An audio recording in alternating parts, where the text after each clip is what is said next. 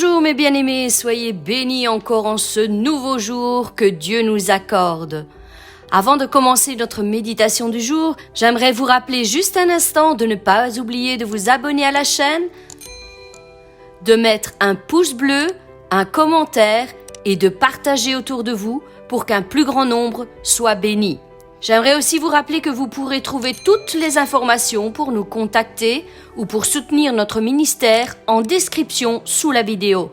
Et comme vous pouvez le constater, aussi sur le bandeau déroulant qui défile en cet instant tout au long de la vidéo.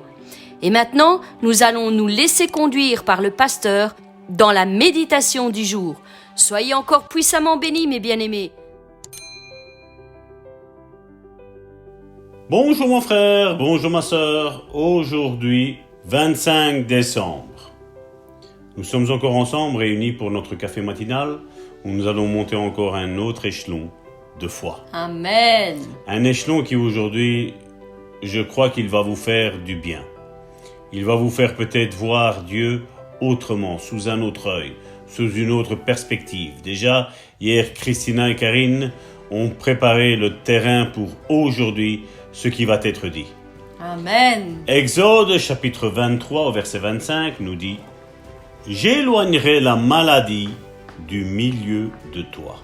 Et le titre du message d'aujourd'hui est « Prêtez l'oreille ». Selon Proverbes chapitre 4 verset 20, nous découvrons qu'au-delà d'être attentifs aux paroles de Dieu, nous sommes censés y prêter l'oreille. Curieusement, nous prêtons souvent l'oreille à ce que disent les autres, plutôt qu'à ce que dit Dieu. Un jour, j'imposais les mains aux malades dans une ligne de prière. Je demandais à une femme « Pourquoi êtes-vous venu ?»« Pour la guérison, je suppose, répondit-elle. Et je lui dis « Qu'est-ce qui ne va pas ?» Selon le médecin, me répondit-elle, j'ai une maladie incurable. Eh bien, n'est-ce pas merveilleux d'être vous et moi des initiés ? Nous savons ce que déclare la Bible. Il a pris vos maladies et s'est chargé de vos infirmités. Le Seigneur vous guérira. Oui, dit-elle, mais d'après le médecin, c'est incurable. Je ne pense pas recevoir quoi que ce soit. Car elle ne prêtait pas l'oreille à ce que Dieu disait. Elle prêtait l'oreille à ce que disait le médecin. Elle avait besoin d'écouter les paroles de Dieu et il dit « J'éloignerai la maladie du milieu de toi » dans Exode chapitre 23 verset 25. Hier, Christina et Karine ont parlé de la conception que nous avions de Dieu. Je ne sais pas comment toi tu imagines Dieu.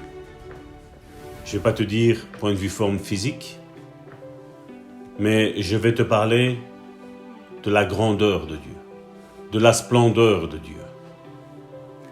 Je sais que ce que tu vas lire aujourd'hui, c'est quelque chose peut-être que tu as déjà lu par le passé, mais tu n'y as pas prêté tes oreilles.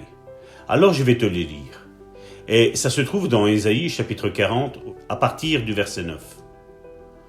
Monte sur une haute montagne, Sion, pour publier la bonne nouvelle.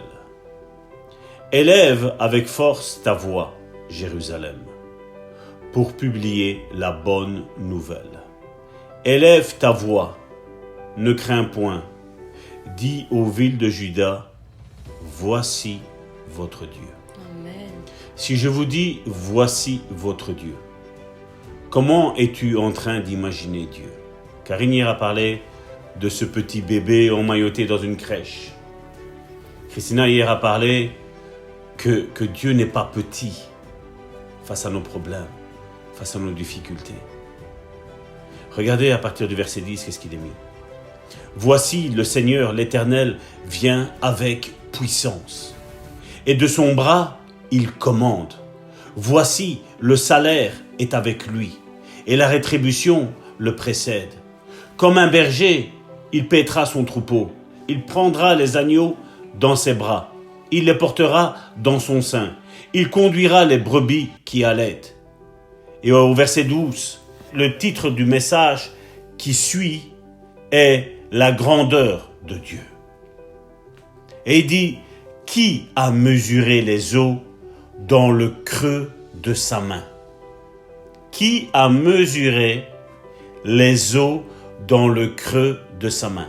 Amen. Donc, mon frère, ma sœur, tu imagines les eaux qu'il y a sur la planète Terre, et Dieu tient tout ça dans le creux de sa main. Moi, je voudrais que tu fasses une proportion, mon frère, ma sœur. Tu te mets face à une glace, tu regardes ta main et tu regardes combien toi t'es grand par rapport à la main. Et là, la Bible, elle me dit que mon Dieu, ton Dieu, notre Dieu, il a pris cette planète Terre, il l'a mesurée au creux de sa main. Pris les dimensions des cieux avec la paume de sa main, et ramassé la poussière de la terre dans un tiers de mesure.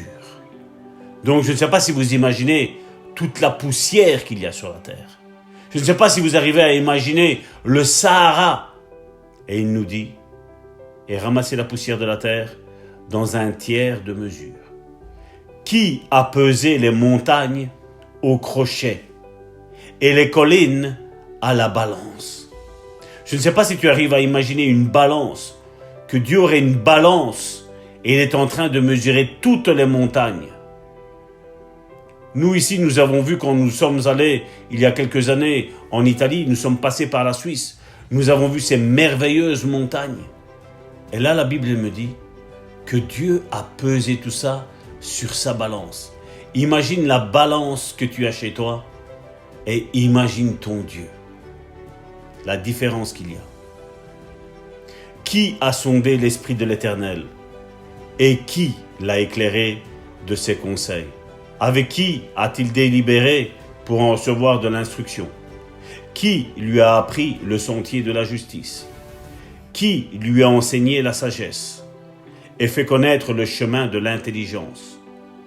Voici, les nations sont comme une goutte d'un seau face à notre Dieu. Elles sont comme de la poussière sur une balance. Voilà, les îles sont comme une fine poussière qui s'envole. Le Liban ne suffit pas pour le feu, et ces animaux ne suffisent pas pour l'Holocauste. Toutes les nations sont devant lui comme un rien. Elles ne sont pour lui que néant et vanité. Au verset 18, il dit « À qui voulez-vous comparer Dieu? Et quelle image ferez-vous son égal ?» C'est un ouvrier qui fond l'idole. Et c'est un orfèvre qui le couvre d'or. Et il soude les chaînettes d'argent. Celui que la pauvreté oblige à donner peu choisit un bois qui résiste à la vermoulure. Il se procure un ouvrier capable pour faire une idole qui ne branle pas. Ne le savez-vous pas? Ne l'avez-vous pas appris? Ne vous l'a-t-on pas fait connaître dès le commencement? N'avez-vous jamais réfléchi à la fondation de la terre? C'est lui, Dieu, qui est assis au-dessus du cercle de la terre. Et ceux qui l'habitent sont comme des sauterelles. Il étend les cieux comme une étoffe légère. Il les déploie comme une tente pour en faire sa demeure. C'est lui qui réduit des princes au néant et qui fait des juges de la terre une vanité. Ils ne sont pas même plantés, pas même semés. Leur tronc n'a même pas de racines en terre. Il souffle sur eux et ils se dessèchent. Et un tourbillon les emporte comme la chaume. À qui me comparerez-vous pour que je lui ressemble, dit Dieu. Levez vos yeux en haut et regardez. Qui a créé ces choses? Qui fait marcher en ordre leurs armées? Il les appelle toutes par leur nom, par son grand pouvoir et par sa force puissante. Il n'en est pas un qui fasse défaut. Pourquoi dis-tu Jacob? Pourquoi dis-tu Israël? Ma destinée est cachée devant l'Éternel. Mon droit passe inaperçu devant mon Dieu. Ne le sais-tu pas? Ne l'as-tu pas appris? C'est le Dieu d'éternité, l'Éternel, qui a créé les extrémités de la terre. Il ne se fatigue point, il ne se lasse point. On ne peut sonder son intelligence. Il donne de la force à celui qui est fatigué, et il augmente la vigueur de celui qui tombe en défaillance. Les adolescents se fatiguent et se lassent, et les jeunes hommes chancellent. Mais ceux qui se confient en l'Éternel renouvellent leur force. Ils prennent le vol comme les aigles. Ils courent et ils ne se lassent point. Ils marchent et ils ne se fatiguent point. Amen. Mon frère, ma sœur, ça c'est la vision que nous avons de Dieu, mon frère, ma sœur. Ton problème, mon problème, si déjà nous sommes un néant devant lui, qu'est-ce que ton problème? Qu'est-ce que ta maladie? Qu'est-ce que ta souffrance? Qu'est-ce que ta rébellion face à Dieu? Elle n'est rien. Elle n'est rien. Dieu est omnipuissant. Rien n'est au-dessus de lui. Il est l'alpha et il est l'oméga. Il est le commencement, il est la fin. Il est le commencement de ta vie et il est la fin de ta vie, mon frère, ma sœur. Et nous devons regarder à ça, mon frère, ma sœur, à la grandeur de notre Dieu. Et quand nous nous tracassons, mon frère, ma sœur, nous faisons une offense à Dieu. Quand nous n'avons pas foi en lui, nous faisons une offense à notre Dieu. Si la planète Terre tourne depuis des millions d'années, mon frère, ma sœur, et elle ne s'est pas arrêtée, et il n'y a rien qui s'arrête, où il y a un soleil qui ne perd pas de sa force, qui ne perd pas de sa vigueur, qui ne perd pas de sa lumière, qui ne perd pas de sa chaleur, mon frère, ma sœur. Dieu veille à tout ça. Tu crois que nos problèmes, il ne les voit pas? Tu crois que nos problèmes, il ne peut les guérir? Il ne peut les restaurer? Nous servons à un Dieu de l'impossible. Amen. À qui tout est possible à celui qui croit. Et si nous n'avons pas ce que lui nous a promis, c'est parce que nous n'avons pas la véritable croyance.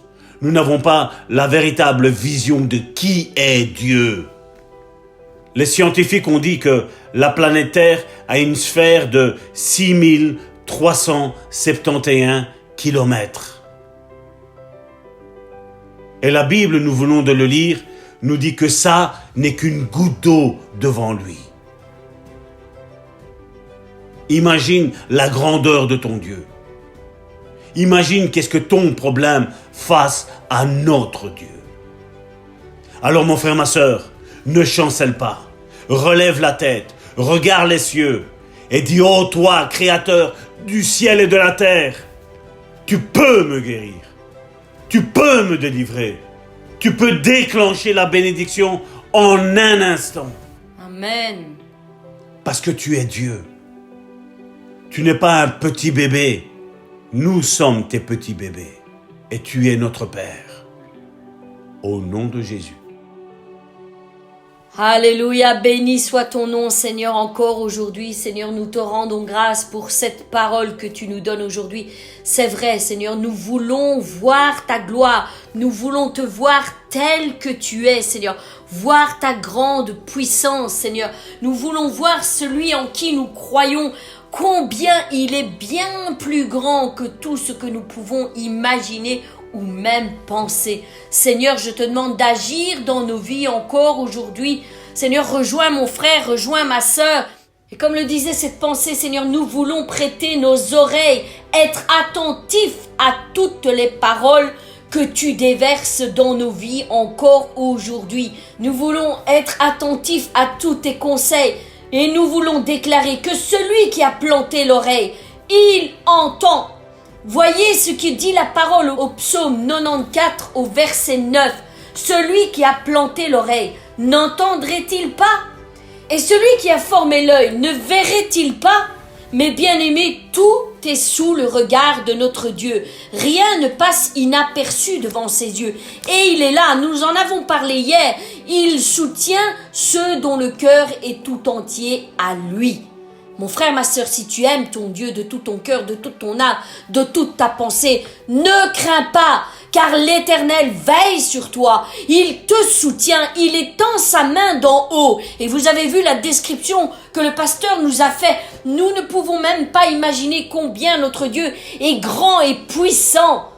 Si nous pouvions ne fût-ce que l'imaginer, nous n'aurions aucune crainte, mes bien-aimés, parce que celui qui est en nous est bien plus grand que celui qui nous combat. Et c'est ce que nous disions hier, et je veux le répéter encore aujourd'hui, parce qu'il y a encore quelqu'un qui a besoin d'entendre ces paroles. Mon frère, ma sœur, celui qui vit en toi est bien plus grand, bien plus puissant, bien plus grand que tout ce que tu peux imaginer. Mon frère, ma sœur, fais cette même prière que David a fait devant l'Éternel, en disant ceci: Seigneur, tu regardes jusqu'au fond de mon cœur et tu me connais. Tu sais quand je m'assois et tu sais quand je me lève. Longtemps à l'avance, tu sais ce que je pense. Tu sais quand je marche et quand je me couche. Tu connais toutes mes actions. Je n'ai pas encore ouvert la bouche, tu sais déjà tout ce que je vais dire. Tu es derrière moi, mais tu es aussi devant moi. Tu poses ta main sur moi. Tu me connais parfaitement. Pour moi, c'est trop beau. Cela dépasse tout ce que je peux comprendre. Où pourrais-je aller loin de toi? Et où pourrais-je fuir loin de ton regard? Si je monte au ciel, tu y es. Et si je me couche au milieu des morts, te voici. Si je m'envole sur les ailes du matin pour aller au-delà des mers, même là, tu me conduis par ta main et tu me tiens solidement. Je peux dire, je vais me cacher complètement dans l'obscurité, que le jour devienne nuit autour de moi. Mais pour toi, même l'obscurité est lumière. Et la nuit est claire comme le jour devant toi. L'obscurité ou la lumière, pour toi, c'est la même chose. Tu vois toutes choses, Seigneur, rien n'est caché devant toi. C'est toi qui as créé ma conscience. C'est toi qui m'as tissé dans le ventre de ma mère. Seigneur, je te dis merci parce que tu m'as créé. Oh, mon corps est étonnant et très beau. Il est splendide devant toi. Ce que tu as fait, Seigneur, est magnifique. Je le reconnais. Quand tu me formais dans le secret, quand tu me brodais dans la profondeur de la terre, tu voyais tout de moi. Rien n'était caché devant toi. J'étais à peine formé, tu me voyais déjà. Déjà, tu avais écrit dans ton livre le nombre de mes jours que tu allais me donner. Et pourtant, aucun n'avait encore commencé. Oh Dieu, tes pensées sont vraiment difficiles. Et elles sont si nombreuses. Comment les compter? Elles sont plus nombreuses que les grains de sable. Même si je les comptais toutes, je n'arriverais pas à te comprendre. Oh Dieu, si seulement tu faisais mourir les méchants, les gens mauvais. Si tu les chassais loin de moi, ils utilisent ton nom pour tromper les autres. Et ils s'en servent que pour faire le mal. Ceux qui luttent contre toi me dégoûtent, Seigneur. Je les déteste totalement. Ils sont devenus pour moi des ennemis. Mais Seigneur, aie pitié de moi. Oh Dieu, regarde au fond de mon cœur et connais-moi. Examine mes pensées et vois mes soucis. Regarde si je suis sur un chemin dangereux et conduis-moi sur ton chemin. Ce chemin qui est sûr et pour toujours. Seigneur, voilà ma prière. Voilà la prière que je veux faire monter devant toi. Mes bien-aimés, faites cette même prière devant l'Éternel et voyez si l'Éternel ne pose pas son regard sur vous et voyez si l'Éternel n'agit pas en accord avec cette parole. Il vous sonde, il vous connaît et il agira en conséquence de votre foi. Soyez bénis, soyez guéris encore en ce jour au nom de Jésus-Christ. Et maintenant, je vous laisse avec cette bonne déclaration que Christina va nous faire encore aujourd'hui. Amen, une bonne déclaration pour aujourd'hui. Je prête l'oreille au discours de Dieu. J'écoute ce qu'il dit. Et il a annoncé qu'il éloignera la maladie de moi. Fixe tes yeux sur la grandeur de Dieu et pas sur la grandeur de tes problèmes. Parce que pour toi, oui, tes problèmes te semblent immenses, grands. Et peut-être que tu te sens angoissé ou découragé quand tu les regardes. Et plus tu les regardes, plus tu doutes. Plus tu commences à avoir peur, avoir l'anxiété qui rentre, le doute qui rentre. Mais fixe tes yeux sur Dieu, sur sa grandeur. Lève les yeux au ciel et ne te fixe pas sur tes problèmes, mais fixe-toi sur le fait de continuer à marcher. Continue à monter ces escaliers et ne te focalise pas sur tes problèmes. Tes problèmes, tu marcheras dessus quand tu monteras pour aller près de Dieu. Plus tu te focalises sur Dieu, plus la paix régnera dans ta vie. Et plus la bénédiction régnera dans ta vie, le succès. Alors ne te focalise pas sur tes problèmes, parce que quand tu les regardes, ils te semblent immenses, alors qu'en fait, ils ne sont rien. et plus tu montes, plus ils deviennent petits. Alors, garde tes yeux fixés sur la grandeur de Dieu et sur qui il est surtout. Il est amour, il est la paix, il est la patience, l'autocontrôle. Alors focalise-toi sur qui il est et pas sur la grandeur de tes problèmes. Amen. Alléluia, béni soit ton nom, Seigneur. Encore merci pour toutes les paroles que tu as déversées sur mes bien-aimés encore aujourd'hui. Seigneur, je veux te rendre grâce pour ce que tu as fait, que tu fais et que tu feras encore. Seigneur, nous nous attendons à toi en ces moments de fête où le monde entier a les regards fixés sur toi, Seigneur Jésus-Christ.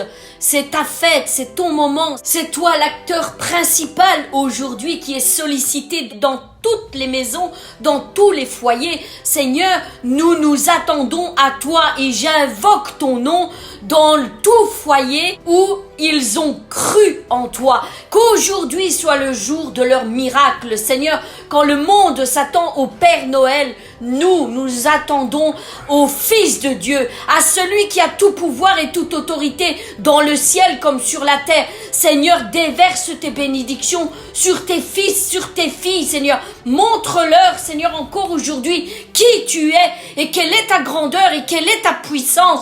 Seigneur, aujourd'hui, sois le maître dans nos vies. Nous te recevons, nous t'accueillons dans nos foyers et nous voulons que tu prennes toute la place encore aujourd'hui. Seigneur, merci pour tes bienfaits, merci pour au jour d'autrefois, merci pour aujourd'hui et merci pour demain et merci pour tout ce que tu vas faire, non seulement dans ma maison, non seulement dans mon foyer, non seulement dans ma famille, mais encore dans les foyers de mes frères et de mes sœurs et partout où ton nom est invoqué. Seigneur, reçois toute la gloire, reçois toute la puissance et tout l'honneur au nom puissant de Jésus-Christ. Je t'ai prié. Mes bien-aimés, je vous souhaite encore d'excellentes fêtes. Profitez de ces instants privilégiés, assemblés autour d'une table et d'un beau repas avec vos enfants, avec vos maris, avec vos femmes, avec vos familles, avec tous ceux qui vous sont chers à votre cœur. Profitez de ces instants, passez d'excellentes fêtes. Nous vous bénissons au nom puissant de Jésus-Christ. Et quant à nous, nous nous retrouvons demain pour une nouvelle méditation. Soyez bénis.